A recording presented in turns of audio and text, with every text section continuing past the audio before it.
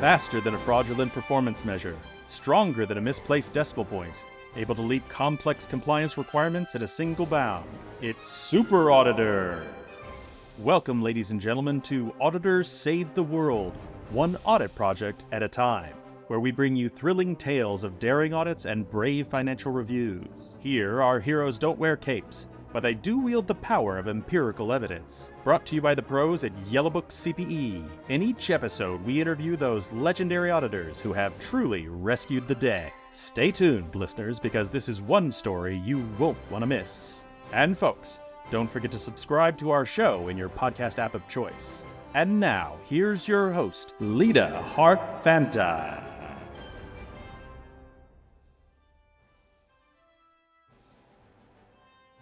In this thrilling episode, we take you deep into the heart of a retail distribution center, where shadowy dealings and tricks with performance metrics threaten the bottom line. But fear not, friends, for with the keenest powers of observation, razor-sharp listening, and a knack for connecting with the auditee, our hero Toby is here to unravel the web of deception and bring the culprits to light. But wait, there's more. In between unmasking fraudsters and reducing inventory shrinkage, Toby shares career-defining wisdom that could change your very destiny. So grab your coffee and pull up a chair and tune in as we join Toby, for whom justice is always balanced and truth knows no bounds. We actually found a pretty big fraud. And we didn't find it with any tools. We found it by just talking to people. Many years ago now, been doing this for too long. I had one audit that I was on that it was completely different from anything I've ever done. Oh. It was looking into like a distribution center that we had put up when I was working at Macy's. Macy's, okay. And it was like a private facility that they owned, but they had built this place in the middle of nowhere, Tennessee. Huh.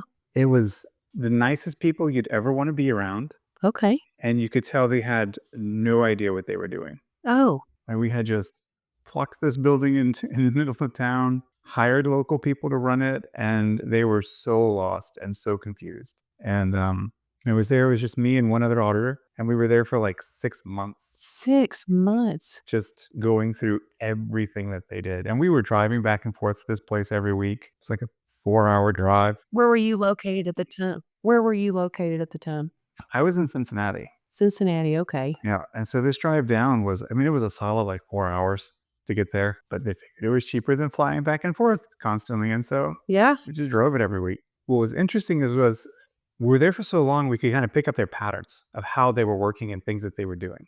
Okay. And, we would meet with people constantly, and we were there for so long, it was like we were just part of the building. Okay. So everybody knew us. We'd get coffee with people every day, and okay, we were just part of the crew. Okay. We didn't know a lot about what they were doing either. So like they were kind of doing the thing where they would learn by teaching. Like they would tell us how something works, and by doing that, they were getting better at their jobs. And so like they liked us a lot. Yeah. At one point, they were like, we were watching how they unload trucks, and we've been watching this every day. The constant flow of stuff coming in through a dock, and we noticed that there's this big pile of stuff off in the corner. Oh. And it's always there. Is it in a box? Is it bags? What is it? It is gigantic pallets, still shrink wrapped. Pallets, shrink wrapped. That they would wheel off the truck and just go park it. Okay. Now, this other auditor and I, we have no idea what they're doing, right? This might be totally fine. It might be just supplies for all we know, like stuff that doesn't need to go down the conveyor belt. I have no idea what they're doing. Okay. And so she and I are watching this, and then we started watching, like, they'd park it over there, and then when things would get super quiet, like midweek, they might go grab one of those, and suddenly they start scanning it all manually. Oh. It wouldn't go down the conveyor belts. They would, bust it all open and start scanning it all by hand. Oh. And like, we're watching this, and we just have no idea why they're doing this. And so at some point, we grabbed the director of the building, and this is over coffee. We're on our little morning meetups. Okay. We're like, yeah, what in the world are these people doing? Like what is this? Yeah. And he's like, oh, they're still doing that? Oh, they're still doing that. They're not supposed to do that. Oh. Yeah. He's like, I told them to stop right before you guys got here. I told them to stop doing that. Oh. And then he's like, I'll talk to them. Don't worry about it. And so like we go out there and like we kind of about an hour later, Yeah. and like everybody's running to get to these things. And like within, half an hour, it's all gone. Oh, And they were pretending like they were we scanning? were just blown away by this because like they were not scanning everything off the truck. Yeah. We found out it took a while to figure all this stuff out. We found out later over dinner because we grabbed one of the other guys and we are like, hey, let's go to dinner. Like, Oh, okay. and so we got in there and we're like, anyway, so what was happening over there today? Like, what was that about? He's like, okay, you didn't hear this from me. Okay, all right. It's like, but what happens is we get paid based off how fast we unload a truck. Oh. And so some of these trucks are too big and we don't have enough people. Oh. And so what we do is like if we start running behind and we're not going to make our goal, we just unload that truck real fast, go park all that stuff off in the corner, Ah. and then close the truck out. Ah. Because they figured out Ah. how to trick the system. Gotcha. The system wasn't looking for 100% of everything to come off the truck. It was looking for someone to open and close the truck. Oh, wow. That was it. Wow. It was wild. And so at first we're like, okay, well, this is just stupid, right? This is just a bad practice. Like, Yeah. it turns out it's not. They were getting paid a bonus on this. Oh. The bonus that they were getting paid on this was pretty substantial because it was based on every single truck that they did. And they would get 20 trucks a week. And they've been doing this for years. Like at this point, the building had been open for like 2 years. We brought it back. So at this point, we realized we've actually got something that's a bigger problem. And so we started talking about like, this looks like a fraud. It looks like what they're doing is they're manipulating the records to get a higher bonus. Okay, I have to question about what happened to the stuff. Yeah. So, Macy's sells jewelry, clothes, high-end purses, kitchen items. Could be anything. So when you said everybody rushed to the pallets, they took it home? No. So what they did, Ah. well, we'll come back to that.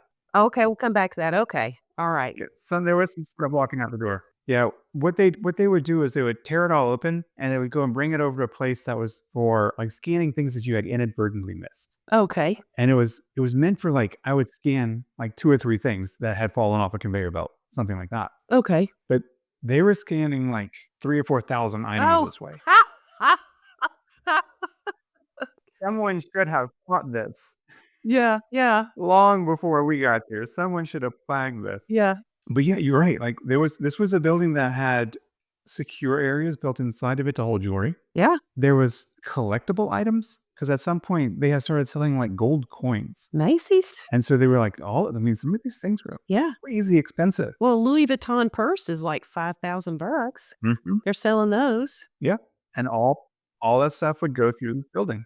Yeah. Okay. We ended up bringing it back to like our corporate level and having a conversation with our loss prevention team. Yeah. It ended up being that this was actually happening across all the buildings that they own. Oh. Every distribution center in their entire network was doing this. Oh, no.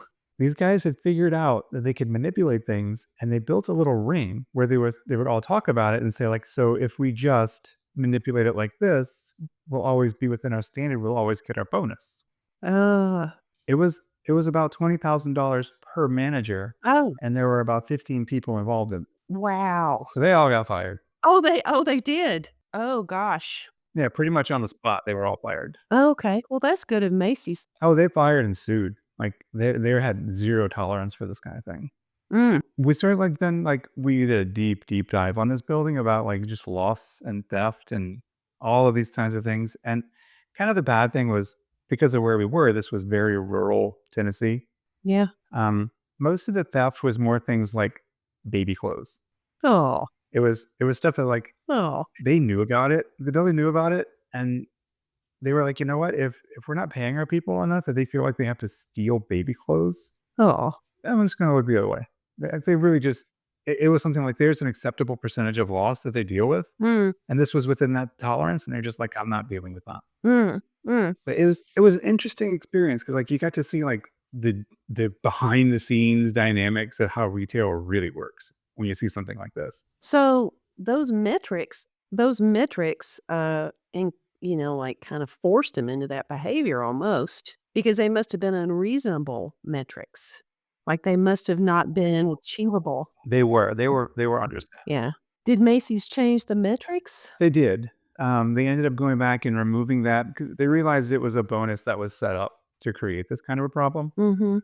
They ended up changing their metrics to be based on throughput, not on trucks. Okay. Oh, that's a good And idea. so then it was more of actually like, did you scan everything we expected to be scanned?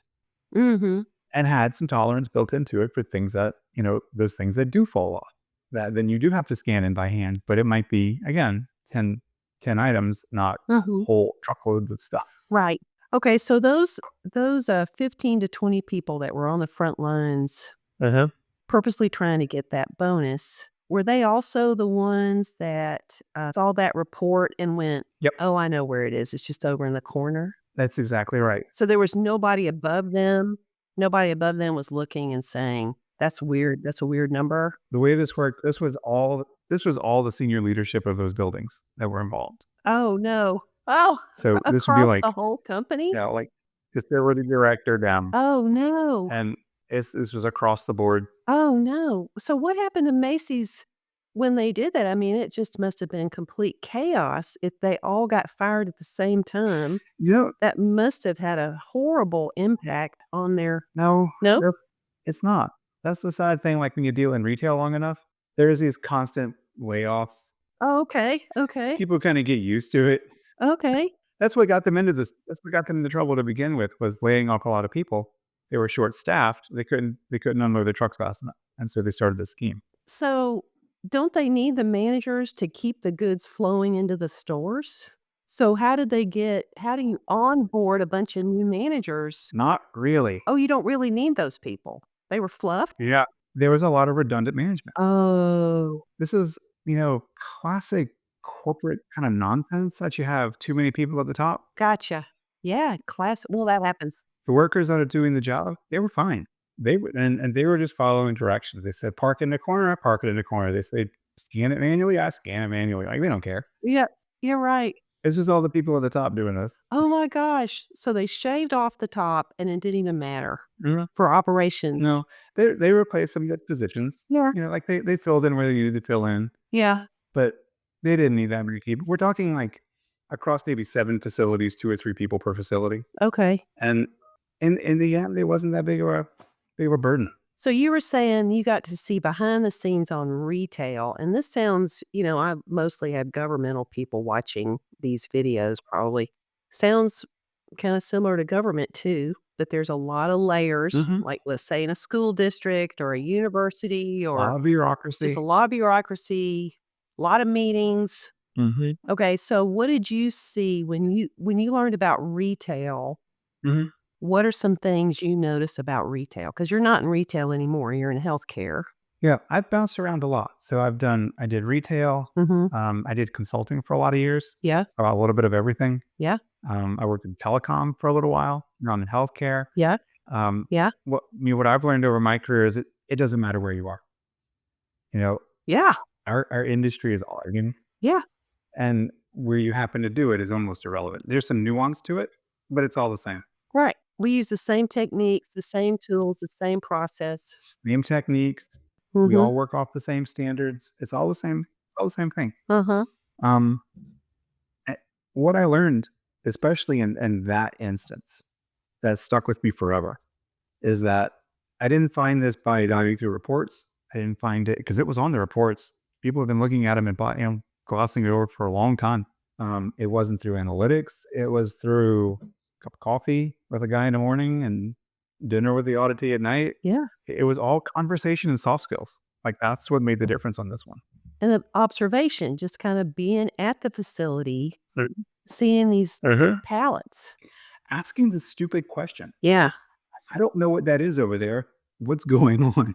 I don't know what I'm looking at. Can you explain this to me? And not being embarrassed to say, I have no idea what's happening here. Yeah. Now, so obviously the managers that ended up being fired were not happy with you. How about Macy's management? How did they react? Really happy? It was interesting. They weren't thrilled with this at all. When I was presenting all of this was probably the hardest report I've ever had to write. Because this was one big fraud instance. This was only one of many, many issues that we found. We started in one building. there were things in their whole network that we uncovered. Okay. Basically, they left us there too long, and we were able to find all their skeletons. That's funny. But yeah, like we're presenting this to like the senior leadership, right? CFOs, CEOs. There, we're talking to all these big positions, and they're like disappointed. Like, I can't believe this is happening. I'm glad you found it. Really annoyed that this is going on. And at some point, we were going through this report. Basic closing meeting. You're going through this with everybody there. And we have our head of logistics is there, and our head of the company is there. And at some point, the auditors were dismissed. Oh, They were like, you know what? well. We've got enough. You can leave. And now, a word from our sponsor. Today's episode is brought to you by Yellowbook-CPE, the heroes behind the jumbo bundle of self-study courses. With a 1-year subscription, you get access to over 170 hours of top-notch CPE content. Dive into thrilling tales of agile, IT auditing, fraud, and internal controls. All courses carry NASBA's quality seal, so you know they've got the superpower of trustworthiness. Just click the link in the description to sign up. And now, back to our story. That it was a lot of fireworks going off, just people getting, really torn apart for, why did you let this happen? When obviously this was on reports. Obviously you could have found this had you just done a little bit of digging. And it raises the question, like, did you know and not care?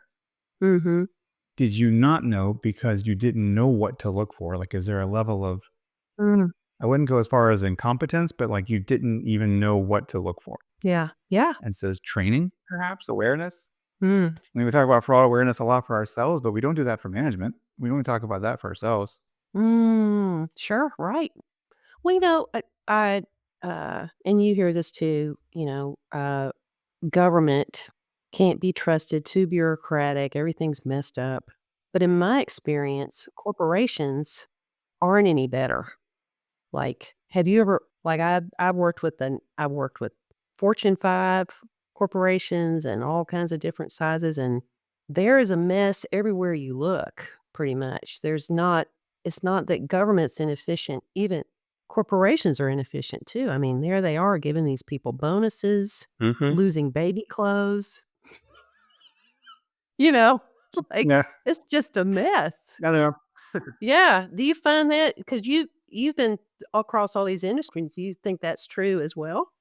Completely. I mean, Yeah. I've worked for very big companies. Yeah. And I've done consulting with some of the biggest companies in the world. Yeah. And it doesn't matter where you go. We're all just scrambling around a mess. Yeah. And it feels like for those companies that are successful, it's almost in spite of themselves, because it's not like they were doing everything right. It was, there's enough people in whatever organization kind of moving the ball forward on whatever they're trying to do. And it does not matter the topic. If we're talking like, we have government agencies that have a mandate, we have corporations that have strategic goals and objectives for their shareholders. It's all the same thing across the board. And I've never seen an organization do a great job. Yeah. Like, I expected these Fortune 5 companies to have their controls in place and be following the COSO model, and oh no. Oh, no. No. Yeah, we're just a mess. We are. So auditing is actually pretty simple. Wait for them to screw up. Yeah. Which is gonna happen, right? Just wait long enough. And just wait. It's kind of funny you said, just leave me someplace for 6 months and I'll find something. Yeah, we'll find it. Let me hang around. Something will come up. Yeah. I would say that's exactly what happened. Like, from this, it changed everything. It changed my entire approach to audit, because I was very much before this, like, let's stick by the book. I have to do detailed planning. I have to really understand my risk controls, matrix. I got to go into this prepared. And you still do that. I mean, you can't get away from it, but I never walked in with it. I never walked in with notes. I never walked in with paper, a program. My first week was, okay, here's what we're looking at. Just tell me what you do. And it's a cool picture of your kid behind you on the desk there. So is your kid playing soccer? Like, what am I looking at? What's going on there? And just, I'm not going to bring the audit up at all. It's just, I'm just trying to understand what it is that you do. Yeah. We're going to do some testing. That's later. for right now, I just want to get to see, like, you just tell me in your words, like, what do you do? And that conversation would eventually lead to things like, so, like, what are you worried about? If this is your job, if your job is to, make this many widgets in this much time, what are you worried about? Like, what would stop you from doing that? Whatever it is. And it's the same conversation pretty much every time of what concerns do you have about actually getting your job done? Yeah. Like, do you have enough people? Do you have enough help? Yeah. Like, do you understand? Do you guys have policies written down for that kind of thing? Like, are there written procedures for that too? Yeah. Like, how far does this go? Yeah. And when you start just going down this very casual conversation that leads then into the controls, it's a very different experience Yeah. than if you show up and you're like, anyway, so I'm here for the audit, and I have this documented control that you should be doing this many reconciliations for whatever that you do. It's a very different experience. It sets people at ease and they just open up. Well, I've been working with you for, I guess, about a year now, and nothing surprises you. Is this the one that kind of broke your habit of? The one that broke me. Yeah. That was a rough year. I had a series of these. It was the first time I had to fire somebody I like that year. Yeah. Oh gosh, ouch. Right. Yeah, a rough year. Yeah. Yeah. Yeah, I remember as a, trainer, I got to this point where I was able to roll with anything that came up. Like, oh, there's no audio visual. Oh, there's no microphone. Oh, you just get to the point where you're just like, all right, and here we go. Yeah. And it took these kind of crises to make me go, oh, just relax. That's just how it is. Yeah. And that's what happened to you as an auditor. You're like, Yeah, yeah, completely. And I was traveling a lot, like so many of us do, yeah. for audit, Mm-hmm. and you get to the point where you're like, I mean, there's a hurricane at home. Maybe I'll make it. Maybe I won't. I don't know. You're like, whatever. It's all the same. I'll sleep in another hotel. I don't care. Right. I'm here. It's all fine. You really do get to the point where you're just like, I'm just going to roll with whatever's happening here. Well, what would you tell a new auditor? You've already given us a lot of wisdom about really connecting with the auditee, not being technical right off the bat, listening, observing. Anything else you would advise a new auditor? I can say, for me, especially the last about 5 years, I took a bit of a change in my career because I was doing financial, operational kind of audits, and I took a shift and I went into IT. Okay. And it wasn't even something I was looking to do. Like, I had always done some IT auditing because we had some mixed in into the type of work that I did. Right. But this was a complete change where I went down that path and got certified, and now I am nothing but an IT auditor. Okay. Like, that's my role. And I've had to experience what it is to be new again. And the advice that I have, and I'll give this to anybody every day, is don't try to look smart. Oh, yeah. It hurts. It hurts you bad. Like, it hurts the way people see us. It hurts everything. Mm-hmm. And I'm watching it play out now because I have external groups coming through, like regulators and people coming through, and they're putting very inexperienced people in a group of very mature, very tenured IT professionals. Mm. And we have this habit of when we walk into these situations, we ask extremely generic questions because we don't know anything about what they're doing. Yeah. And when you walk into a situation like that and you start trying to project some kind of confidence or show off what little technical skills you think you might have, it completely goes the wrong way. Oh, okay. And it rubs people the wrong way. Yeah. And they pick at you until they find it. Yeah. You walk in and say, I don't know what this is. Here's what I know. Like, here's the limits of my expertise. And I'm trying to understand what you do. That's one step past what I know how. Can you explain that to me? By the way, I'm going to be Googling every word you say while you talk. Yeah. And I'm going to be trying to figure out what we're doing here. Okay. It brings the tension down because now people don't feel like they're being audited by somebody who's, looking for something. It's more like, hey, I need to understand these things. Can you help me get there? Like, I don't know that much about what you do. I might have a basic understanding, but definitely not to your, 30 years of experience doing this. That's great advice, Toby. That's beautiful. And having worked with you for a little bit, I see that in you. I see you approaching everything like that. Just this real calm, accepting, curious, realistic approach. The auditor I was working with quit after that. Oh, the CAE or the She said it was too much pressure. She hated it. She didn't want to do it again. the one that was out there with you in Tennessee. She left auditing. Too much pressure. Yeah. She was like, this is too hard. I don't like doing this. I don't want to be responsible for people getting fired. Oh, there's that. I don't want to be involved with this. And she was done. I can understand that. It's not easy. And like, I was looking at it as there's so many other people in this building that are depending on their jobs. And these people that were, they're ripping off the yeah. company that's going to impact these people's pay as well. And it's like, this isn't right. And then, but for her, it was more like, I get that what they were doing was wrong, but I don't want to be ever involved in someone else losing their job. Yeah, I can see that. But you did the right thing for the company. Hopefully that's not happening anymore at Macy's. I try to like be realistic with myself too. Like I know I have hard limits to what I know. Yeah, all of us do. When I reach that spot, I will absolutely tell you, I have no idea what you're doing. Like Right. whatever you're talking about, I'm going to be looking up words for the next 2 hours. Like I don't, Right. you're going to have to really dumb this down for me. Right. Now, how long, once you made that switch, you got certified and all those things, like you are confident now in the IT environment or more confident. How many years of intense study, Googling all the terms, auditing, what would you say? Was that like a 3-year investment, a 4-year investment? What would you say? By year 3, I knew what was happening. Nice. Nice. Okay, good. May not have been great with it, but I understood what was happening around me. Good. I'm now year 5. 5. And I'm comfortable. But it's taken that long to really say like, and this is dealing with even across different companies, it's still the same systems, same processes, the same kinds of roles, but it's taken this long for me to really just be able to say, okay, so I know what you're doing. I know why you're doing it. Right. I know what can go wrong. Right. I know what kind of controls to expect, what kind of testing I should do. I may not get it right every time, but I know better. And IT auditors are rewarded for that work financially. They're much more valued.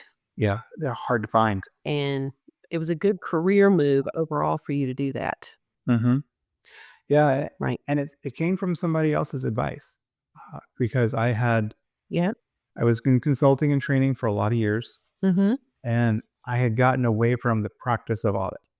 And I was intentionally going back into it because I knew I was starting to drift away from the core of what we do. And I always saw myself as an auditor first and a consultant or a trainer or anything else second. And what I realized was I needed to go back into the field. And when I was talking with this about one of my mentors, he was like, if you're going to do this, I'm telling you, I can't find IT auditors. If you're going to do this, go down that path. Get certified in it, study, find a role, take any entry level role you can get, do whatever you can to find it. And I ended up kind of going in, not directly into audit.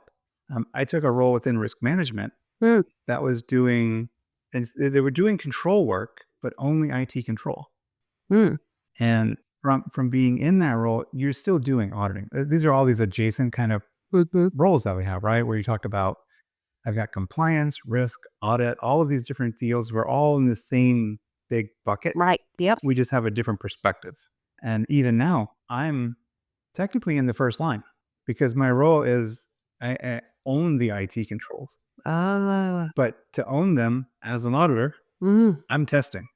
I'm because I'm not actually performing the controls. I'm just owning responsibility and all the stress that goes with that. Whoa. And so my job is to grab it all, make sure that somebody else did their job, do some testing into it, not as thoroughly, and I don't have to document everything, which is really nice.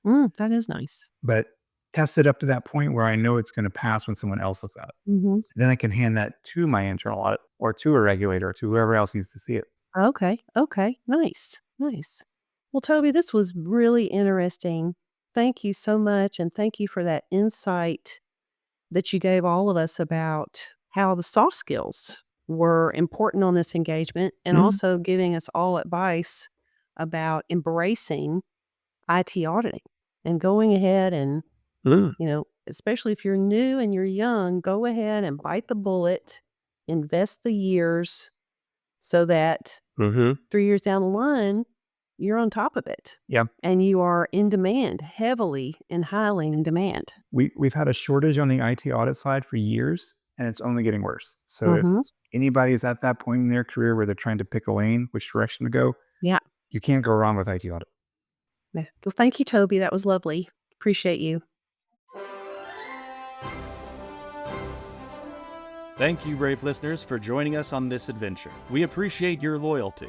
Take a moment to subscribe and share this podcast with all your audit allies. And don't miss out on Yellowbook-CPE's upcoming webinars. Because every superhero needs their training, and Yellowbook-CPE offers continuing education that's relevant, convenient, and as thrilling as the fight for justice. Until next time, audit on!